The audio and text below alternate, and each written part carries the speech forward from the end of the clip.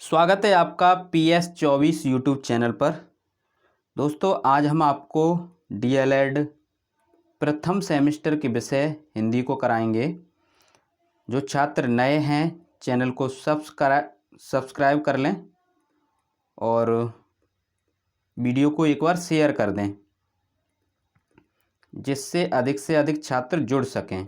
और सभी छात्र प्ले स्टोर से परीक्षा स्टडी 24 सर्च करके ऐप डाउनलोड कर लें। ठीक है, ये सर्च कर देना और ऐप डाउनलोड कर लें। समझते हैं, आज हिंदी का जो आगे का टॉपिक है आपके सिलेबस के अनुसार करा रहे हैं, यानी भाषा। इसे समझते हैं, भाषा किसे कहते हैं। ठीक है, तो जो आपके भाव होते हैं और विचार होते हैं, उनको व्यक्त करने के लिए व्यक्त करने के लिए एक माध्यम की आवश्यकता होती है। ठीक है, तो व्यक्त करने के माध्यम को क्या कहते हैं? भाषा कहते हैं। या तो आप इंग्लिश में बोलेंगे, या हिंदी में बोलेंगे, या उर्दू में बोलेंगे, किसी भी भाषा में तो बोलेंगे। ठीक है, तो उसे ही क्या कहते हैं? माध्यम को क्या कहते हैं? भाषा। तो इस प्रकार आप लिख सकते हो कि भावों एवं विचारों को व्यक्त करने के माध्यम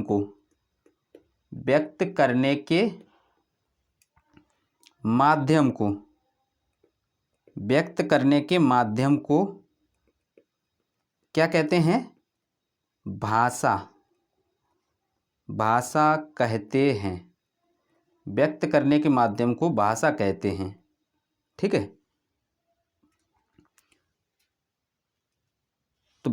तो आप ये डेफिनेशन लिख सकते हो कि भावों एवं विचारों को व्यक्त करने के माध्यम को क्या कहते हैं? भाषा कहते हैं। भाषा अभिव्यक्ति के प्रकार कौन कौन से हैं? किस प्रकार से आप भाषा को व्यक्त कर सकते हो, अभिव्यक्त कर सकते हो, ये प्रश्न पूछा जाता है। तो भाषा अभिव्यक्ति के प्रकार, भाषा अभिव्यक्ति के प्रकार कौन से प्रकार हैं भाषा अभिव्यक्ति के? ठीक है, तो भाषा अभिव्यक्ति के प्रकार, भाषा अभिव्यक्ति दो प्रकार की होती है। किस प्रकार से अपनी भाषा को आप व्यक्त कर सकते हैं? दो प्रकार से। कितने प्रकार से? दो। कौन कौन सी? या तो आप मौखिक करेंगे, ठीक है, या फिर आप लिख कर करेंगे। मौखिक और लिखित। समझते हैं, मौखिक में क्या होता है? मौखिक, इसमें क्या होता है? मौखिक में यानी भावों एवं विचारों को मौखिक, अगर हम मौखिक रूप से बोल रहे हैं या मुख से बोल रहे हैं तो उसको ही मौखिक अभिव्यक्ति कहते हैं। ठीक है, यानी भावों एवं विचारों की मौखिक अभिव्यक्ति को कहेंगे। ठीक है, तो भावों एवं विचारों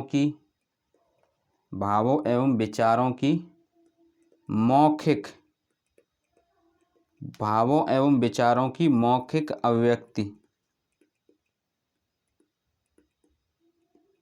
भावों एवं विचारों की मौखिक अभिव्यक्ति को भाषा का मौखिक रूप कहते हैं। मौखिक रूप कहते हैं। ठीक है, लिखित रूप किसे कहते हैं?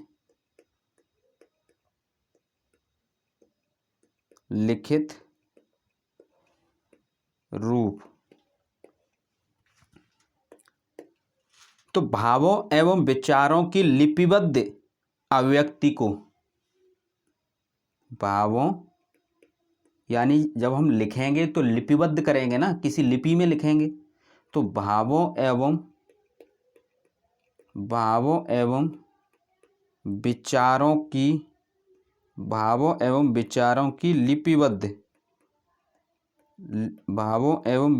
की लिपिबद्ध अभिव्यक्ति को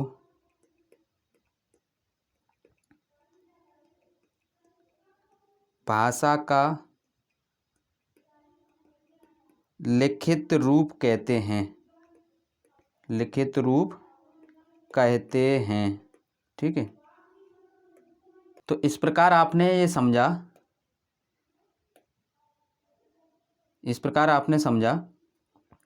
कि भाषा किसे कहते हैं, यानी भावों एवं विचारों को व्यक्त करने का जो माध्यम होता है उसे ही भाषा कहते हैं। भाषा अभिव्यक्ति के दो प्रकार हैं, या तो मुख से बोलकर या फिर लिखकर। ठीक है, तो यानी मौखिक और लिखित। मौखिक में क्या है, भावों एवं विचारों की मौखिक अभिव्यक्ति को भाषा का मौखिक रूप कहते हैं। लिखित रूप किसे कहेंगे, लिखित अभिव्यक्ति, तो भावों एवं विचारों की लिपिबद्ध अभिव्यक्ति को भाषा का लिखित रूप कहते हैं। ठीक है, इस प्रकार आप लिख सकते हो। नेक्स्ट, इसी में साधन पूछे जाते हैं। कौन से, मौखिक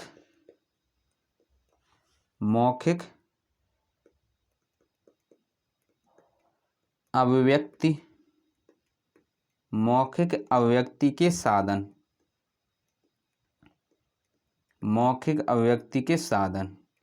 तो मौखिक अभिव्यक्ति के साधन कौन कौन से हैं, भाषण है, व्याख्यान है, वाद विवाद है, वार्तालाप है, विचार विमर्श है, कविता पठन है, कहानी पठन है, यानी पढ़ेंगे बोलेंगे, वही मौखिक का मतलब क्या है, मुख से बोलना। तो भाषण देंगे तब भी आप बोलेंगे। ठीक है, व्याख्यान करेंगे तब भी आप बोलेंगे, कविता पठन करेंगे तब भी आप बोलेंगे। ठीक है, या फिर आप वार्तालाप करेंगे तब भी आप बोलेंगे, वाद विवाद करेंगे तब भी आप बोलेंगे। ठीक है, कविता पठन, कहानी पठन करेंगे, कहानी पठन तब भी आप बोलेंगे। ठीक है, तो ये मौखिक अभिव्यक्ति के साधन हैं। नेक्स्ट, इसी में प्रश्न पूछा जाता है, लिखित अभिव्यक्ति के साधन। लिखित अभिव्यक्ति के साधन, लिखित अभिव्यक्ति के साधन। ठीक है, लिखित अभिव्यक्ति के साधन, तो लिखित अभिव्यक्ति के साधन कौन कौन से हैं, इसे समझ लेते हैं। तो कविता लेखन, निबंध लेखन, नाटक लेखन, कहानी लेखन, ये सभी किस में आएंगे, लिखित अभिव्यक्ति के साधन। यानी अपने भावों विचारों को आप लिखकर व्यक्त करें तो वही लिखित अभिव्यक्ति है। तो इसमें आप लिख सकते हैं कविता लेखन, कहानी लेखन,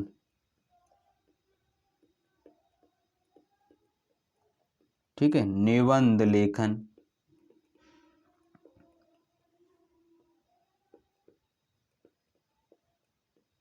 नाटक लेखन। ठीक है, इस प्रकार आप लिख सकते हो। नेक्स्ट देखते हैं, लेखन किसे कहते हैं, लेखन। ठीक है, लेखन पठन, ये आपके पेपर में और सिलेबस में भी है और प्रश्न भी पूछा जाता है। लेखन मतलब है लिखना, लेखन मतलब क्या है, लिखना। ठीक है, तो भावों एवं विचारों को लिपिबद्ध करना लेखन कहलाता है। भावों एवं विचारों को लिपिबद्ध करना क्या करना? लिपिबद्ध करना।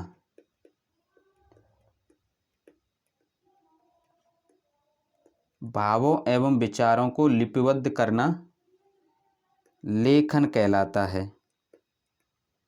क्या कहलाता है? लेखन। लेखन कहलाता है। ठीक है,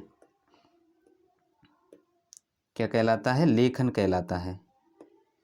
अब लेखन शिक्षण के उद्देश्य क्या हैं, या लिखने के उद्देश्य, या लेखन का शिक्षण में उद्देश्य, ये प्रश्न पूछा गया है। लेखन शिक्षण के उद्देश्य, लेखन शिक्षण के उद्देश्य,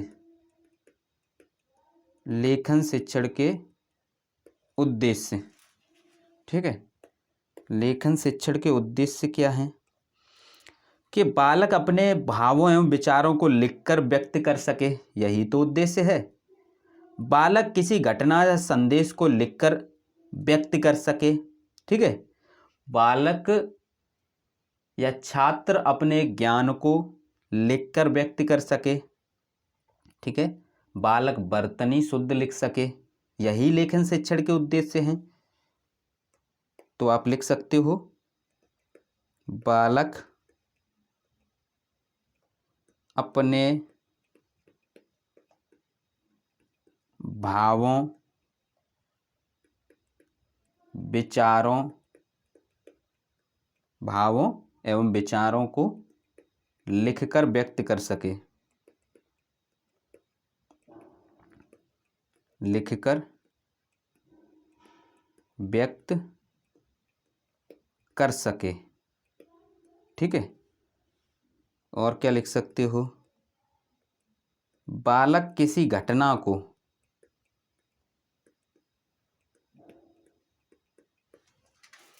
बालक किसी घटना को, बालक किसी घटना को लिखकर व्यक्त कर सके, बालक किसी घटना को लिखकर व्यक्त कर सके, यही तो लेखन शिक्षण के उद्देश्य हैं।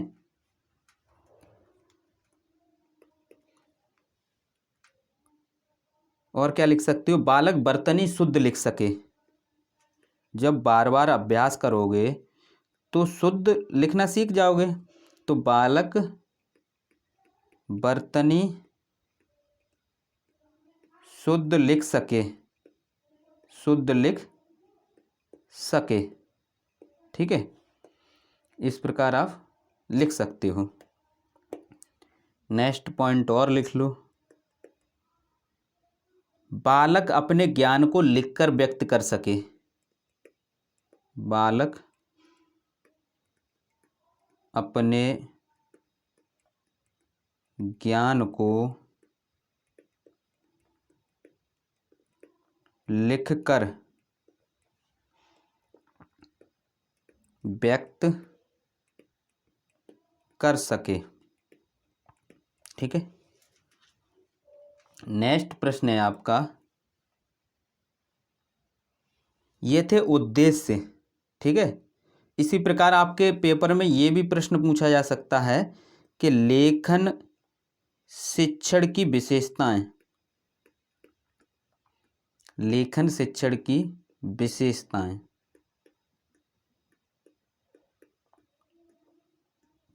ठीक है, तो यही पॉइंट आपको लिखने होंगे। क्या विशेषता होती है? कि बालक अपने भावों एवं विचारों को लिखकर व्यक्त कर सकता है। ठीक है, ये विशेषता है।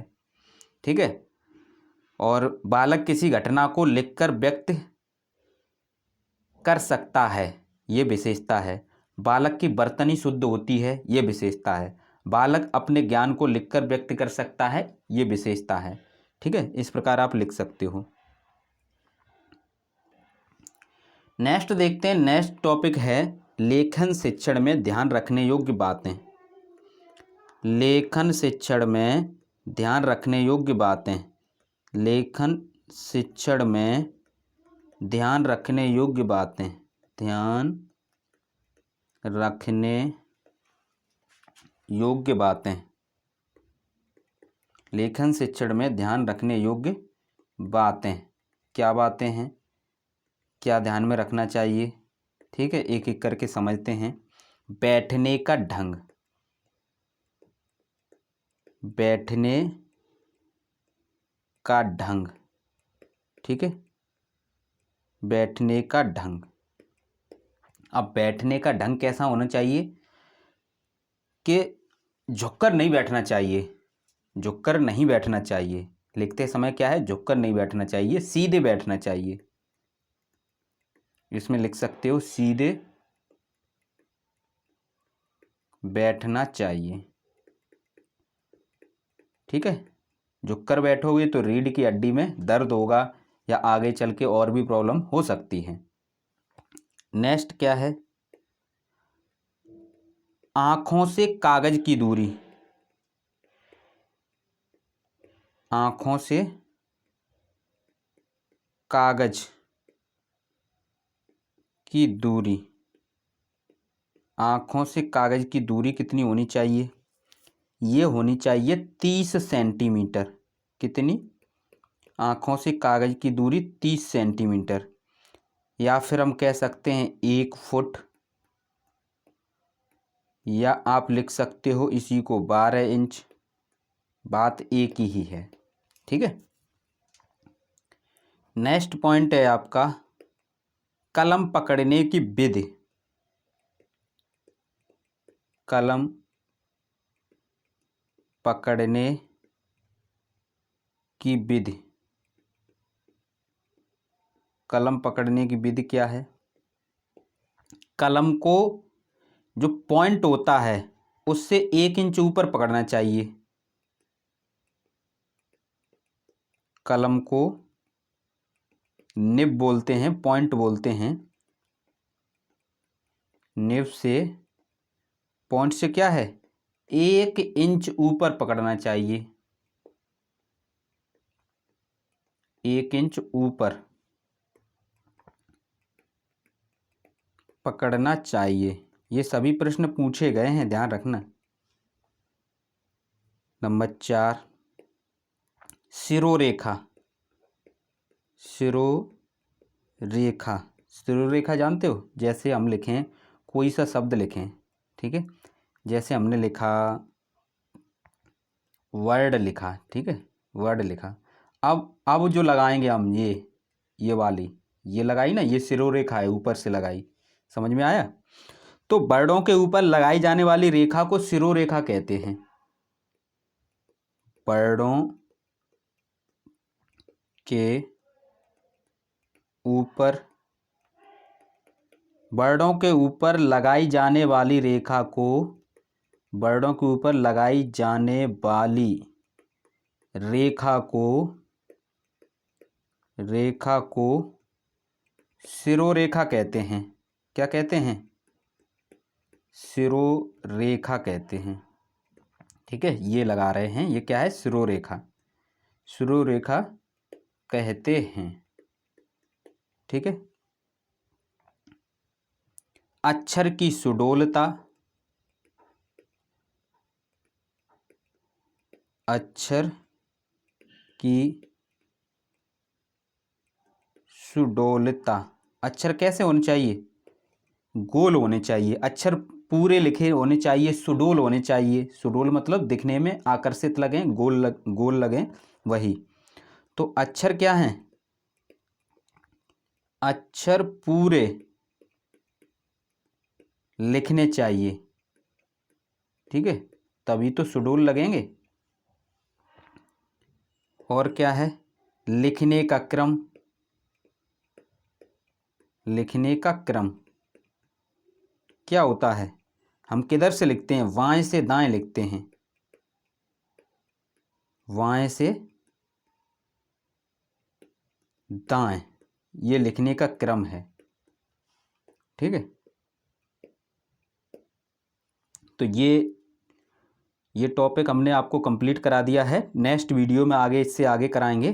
थैंक यू दोस्तों, वीडियो को शेयर करें, नोट्स बनाते चलें, और सभी छात्र प्ले स्टोर से परीक्षा स्टडी 24 जो आपका ऐप है उसे डाउनलोड कर लें।